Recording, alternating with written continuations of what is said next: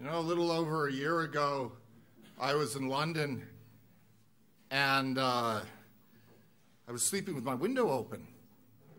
And I had a call at about 2 in the morning. Jonathan, what do you think of the fire? And I said, what fire? You just woke me up. It was a call from Melbourne, of course. And I went back to bed. About an hour later, another call from Melbourne. What do you think about the fire? And I looked out the window and saw the smoke, because I was that close.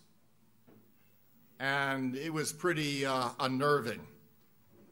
Because we turned back the clock to December 2014, and I woke up at 6 a.m., turned on the news, and I saw there had been this fire in Docklands, at the lacrosse building. And I said, oh, cool, fire engineer talk. And why did I say that? Because at 1 o'clock that afternoon, I was giving a talk at Engineers Australia's convention about fire safety and combustible cladding. And I said, great, I have an action picture that's local. Not that I actually realized how bad that was or what it was going to do to all of us as we move forward. The video that we're not going to go through actually shows some cool technology using water cannons on the outside of buildings to put out fires. Can you imagine that you've got sensors that are looking at your building and they see a flame, a big one, not a barbecue flame, a big flame, and the cannon shoots out of the building, points down, and puts out the fire. And when the brigade arrives, they pick up a special iPhone, or even their own if they pre-programmed it, and they can control where the nozzle goes. That's the future of firefighting. It's here today, and we're actually talking with one of the owners' corporations here, without mentioning the name, about maybe installing that on their building instead of taking the cladding off. How cool is that? So, look, we're going to be talking about all sorts of things tonight from different perspectives, but the future is now, and we're just getting started. So let me talk about how we got here. This is all brand new stuff, because as you all remember, back in the year, the year 27, there was a Colosseum collapse in Rome. And as a result of that collapse, the Romans wrote the first modern building code. It said, here's how to build a Colosseum so it doesn't collapse. It was 50,000 people were killed or injured. It was about the size of the new Adelaide Stadium. Well, in the year 64, Rome burned to the ground. Why did it burn to the ground? It had combustible cladding. It had buildings too close to the boundary. It had a lack of fire brigade access. So as a result of this fire, the Emperor Nero did what everyone else does. He put a task force together. And that task force looked at their building code and said, we need to change it. We need to add some fire provisions to our building regulations. And that's what happened in the year 66. Well, what happened a few years later? Right? We had the Great Fire of London. Why did that fire happen? Combustible cladding. Buildings too close to the boundary. Lack of fire brigade access. So what did the British do? They took the Roman code and translated it into English. No, they wrote a new code. After all, Romans, we're England, so 2 different countries. The Americans know how to do it right. In 1871, Chicago burned to the ground. 17,000 buildings were destroyed because of combustible cladding, buildings too close to the back. We never seem to learn, do we? Here's a recent graph of major fires around the world involving combustible cladding in high-rise buildings. Is there a trend? Well, maybe, maybe not. We got up to 5. It was 4 last week. We're up to 5 now this year. This is Dubai. They're very good at these fires. They have them all the time. It seems the Torch actually is a high-rise building. Sad name, it's had 2 fires in its cladding. Ajman, this was something else. Can you imagine 7 buildings on a shared pedestal, a fire in one spreads to 3 others? They had 3 of the 7 in the one owners corporation on fire. Wow. Grenfell, 72 people died. I don't really want to go into that. It gets everyone a little, well, you know, it's really one of those sad, unfortunate things.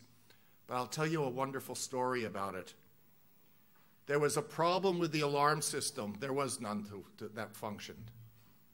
How did people get out? Because many people did get out. It was in the middle of Ramadan, and some local Muslims at the nearby mosque saw the fire, and these 20-year-olds ran into the building, ran up to the top, and told people to get out. They're the heroes that you haven't heard about. Every once in a while, we hear a good story about something.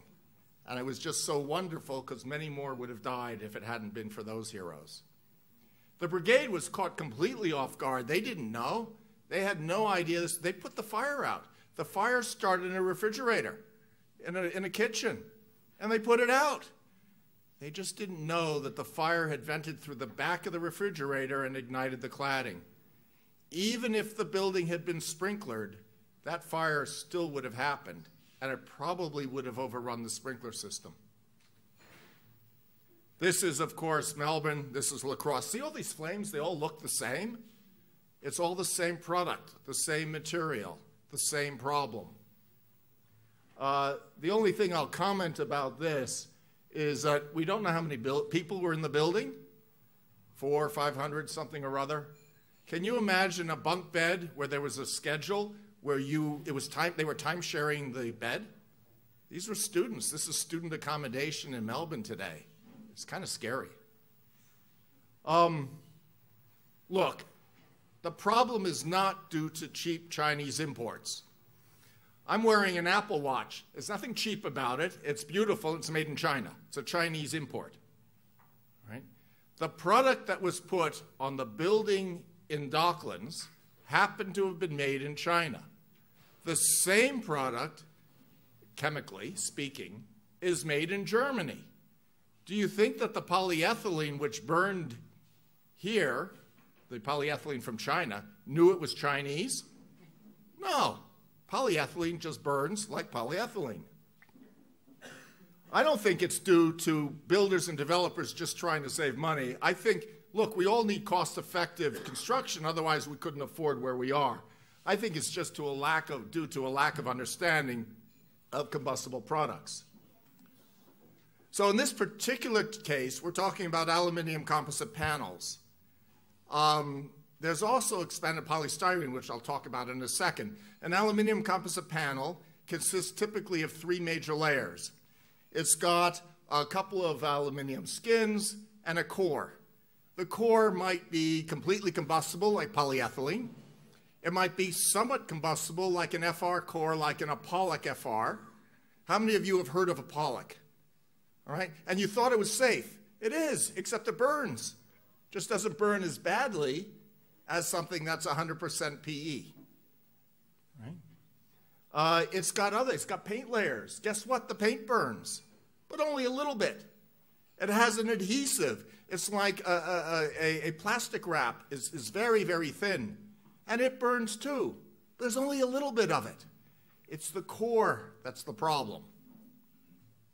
It's great stuff. It's beautiful, easy to, builders love it. And you know what? It actually works really well. You look at a building that's 20 years old with an aluminum composite panel, and it looks almost brand new. From a maintenance viewpoint, it's great. Just keep it away from a fire. There are expanded polystyrenes. These are rendered products. You know, the coffee cups, they used to be nice when they were white and plastic, but they also burned. Expanded polystyrene is interesting because it's waterproof.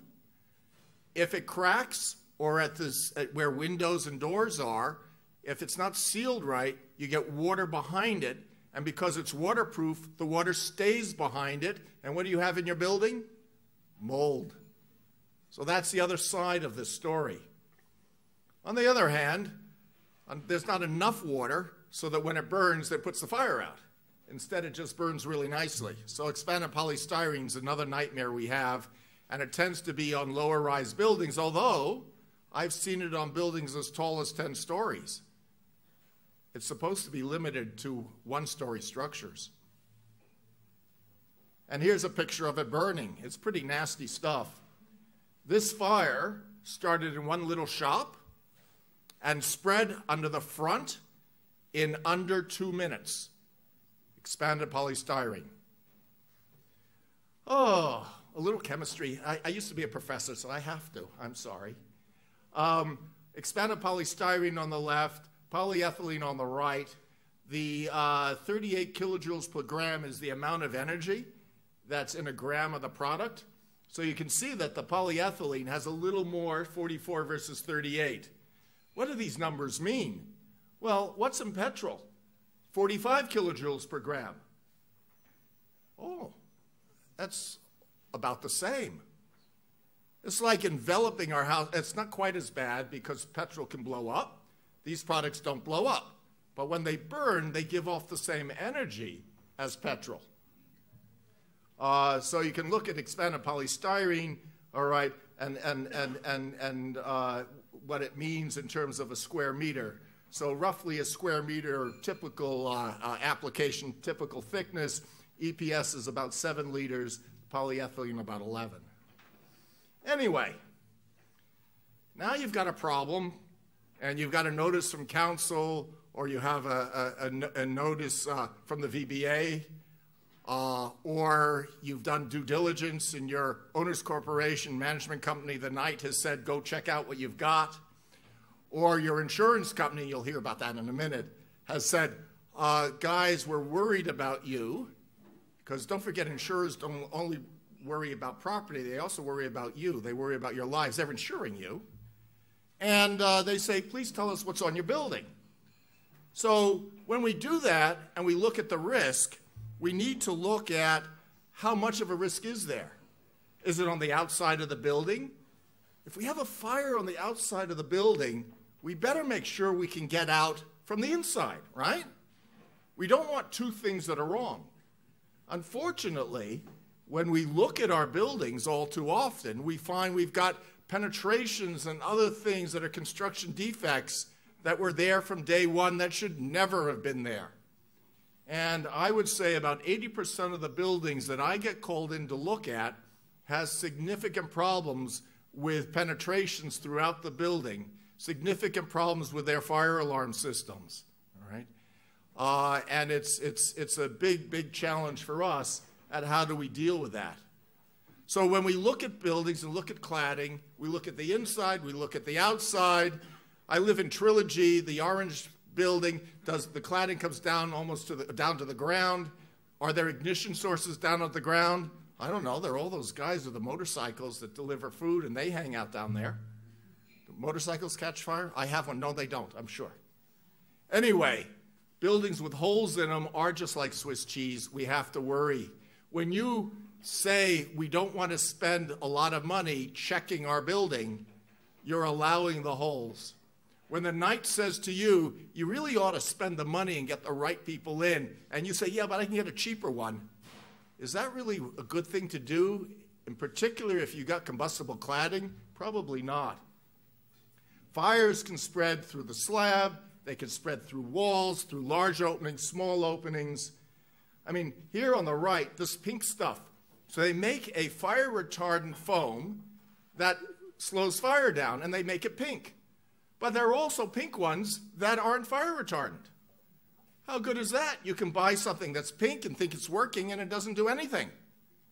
Or in another building I saw, you know how they have handles on doors? You have to actually push the handle down to open the door. Let's just put a plate on instead. It's much easier to use. Oh my goodness. So, as I said, all too often when there's one problem, there are multiple problems. Often when you have mold, we have fire problems too. When you see mold and moisture, often we have combustible cladding, and these are all things that we worry about. So, what do? First thing we do is we check. We look at the cladding. We check our fire alarm systems. We make sure everything's 100%. You can't have two things wrong. It's bad enough if you've got a cladding problem. Residents fear fire risk over flame. That's my building. Hi, Maureen. Where's Maureen? There she is. She looks after us. She makes sure it's pretty and orange. We have these aluminum panels on the balconies. A fire in one of those panels goes right into that grill above, which goes above the ceiling into the bathroom and the kitchen. Probably not a good place for the fire to spread, is it? But we know that to fix all of this costs us a fortune, and that's one of the problems. So I'm going to just end by telling you what's happening in Victoria. I do work all over the country, and, well, Victoria's a different case. So after the fire in Docklands, the Victoria Building Authority audited 200 buildings, and it took forever. They had no methodology. They just sort of, let's go look at these buildings. After Grenfell, they put a state task force together. I was an expert consultant to that task force, and we established a formal technology, a formal approach to solving the problem, and it was trialed out in just a few councils, in 5. We put things into different risk categories, looking at residential and hotels, class 2 and 3, and class 9, nursing homes, for example, and schools. And we looked at how much of a risk there was. Basically, as a result of that, 1,400 buildings were identified as a problem. They're almost done looking at all those 1,400 buildings. 189 of those were buildings under construction. 800 coercive notices have been issued. Then the minister came out with a guideline which said if you're going to do any work on your building and you've got anything that looks combustible, you've got to go to the Building Appeals Board. Oh my God, another layer of horrible people who look at things. All right. I'm actually on the board. We're kind of cool. All right, it's all right. It's really expensive. The board process to ask the Building Appeals Board to look at a rectification plan for your building costs, oh, it takes forever. It costs 10 days to get an answer. Used to take longer. We've improved. But the cost is horrendous. It's $266. Wow. How are we ever going to afford that? How can you afford not to do it? If you've got a plan, a building with questionable cladding, and it goes to the Building Appeals Board and they say it's okay, they take all the liability away from you as the owner's corporation. How good is that? You don't even need a lawyer then. Oh, sorry, Mark. I'm going to finish talking about tests because you've read about some things about testing. We have little tests and we have big tests. And in the old days, we used to think little tests were good. I don't know why. Does that thing on the left look the same as the thing on the right? You know, they're both gray and they have tails. Yeah, other than that. The thing on the left is a large test. The thing on the right is a full-scale test. All right, so it's a building fire. This is what's called a 5113 test, done in Dandenong, by the way. All right, this is how cladding is actually tested. In case you've never seen one, this is a test in action. On the left, that's the salesman showing how good his product is. This is how we used to do tests, all right, smaller scale, but we discovered they didn't work. So then we went to something called AS 1530 Part 3, and it's a bigger test. It doesn't look like the one on the right, does it? So we went to a room corner test. Oh, it's getting better. It's still not the same as the one on the right, all right? Look at the difference in size of specimen. Right? Which test are you going to believe? The medium one on the left or the big one on the right? We probably want the full-scale one, but they don't like us to test full buildings. So where are we going next? We have this test. It's similar to a British test. It's pretty cool. It can be used by a fire safety engineer like myself or others to develop designs that will work for you. There's a new thing called a verification method. It can be also used as part of the new building code. We can put systems like the Johnson control, that early video I started on a building. Maybe we can even do fire breaks and come up with cool things. So University of Melbourne's leading the way. So that other test I showed you, this one on the left is double the size. Pretty cool. We looked at what if we had combustible cladding in the lower half and non-combustible fire break, just like we do out in bushfires. Could we make a building safe that way? And the answer is yes. The problem is we need more data to make sure this is the right way of doing it, and I need $1 million. Well, Mark may talk a little bit about what things cost. 20, 25 million might be reasonable for a single building. Why can't I get $1 million to find out exactly how to fix a building? All right, so please open your books, your wallets at the end of this talk. It's only $1 million. We're working on it, by the way. State government has unfortunately said they're not interested in funding this, which is a pity. But the VBA might. Anyway, it's cool stuff. This is being done here in Victoria, being done by engineers right here, which is really exciting. We're leading the world in some of this research, which is really awesome, and we're doing it at the University of Melbourne. How good is that? So the future is maybe we're going to have some fire test approaches. Maybe we're going to have different ways that engineers can write solutions for our buildings. Hopefully they'll be cost effective. We need insurers to buy in, and Chubb has been very supportive, and internationally they've been involved looking at some of these approaches. It's all complicated though. Nothing is easy. All right, life isn't easy when you get to complex systems. So with that, I'm going to shut up. Thank you very much for your time. I'll take any questions later or now? Now, all right, I'll take any questions if you'd like.